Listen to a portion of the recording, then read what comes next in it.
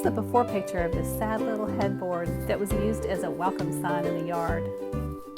I was able to sand the large surface of the back pretty easily. The front's a different story, and those spindles were a different story. So I used everything and finally ended up with a flex sand pad to just kind of at least smooth down those edges of the paint I couldn't remove.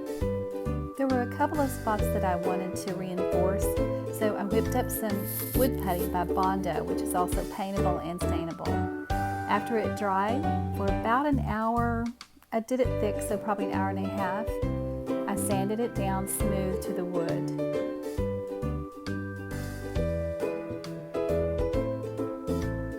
After using my sander, I used a smaller sanding sheet to reach those crevices.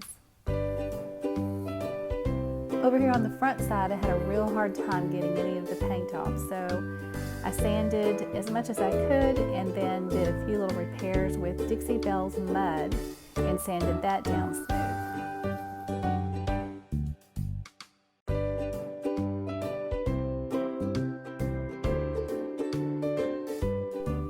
Now back to the back side, I cleaned it thoroughly with the TSP cleaner and then rinsed it with water.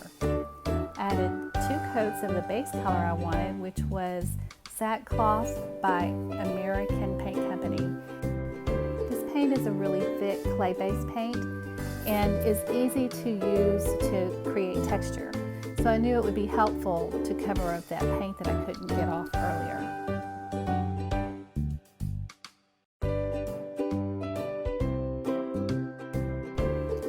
It did take some more coats to cover up that paint area, but it looks great. For the headboard, I wanted a raised stencil, so I mixed Dixie Belle mud with the soft green Liberty from American Paint Company. Used with the buffalo check stencil by Dixie Belle as well, this provided a cute pattern for a child's headboard.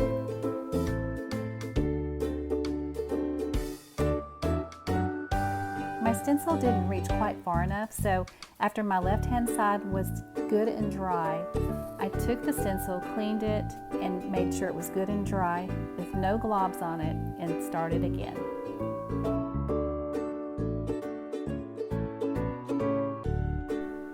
Okay, so those of you who know me know I love transfers. So I used Redesign with Prima's Burgundy Roses transfers in the corners.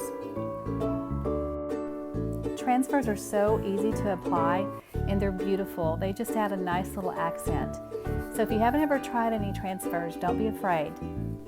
If used right, they can really elevate your project.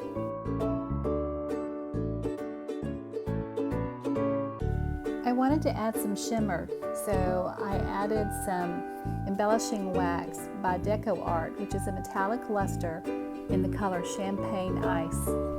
I pounced it into the stripes on the buffalo check and along the edges of the wood.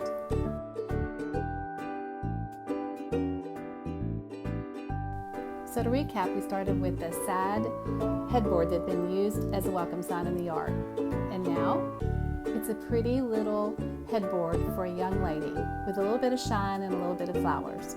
Thanks for watching. If you like this, please hit the subscribe button and the like button. And I'll see you next time. Thank you.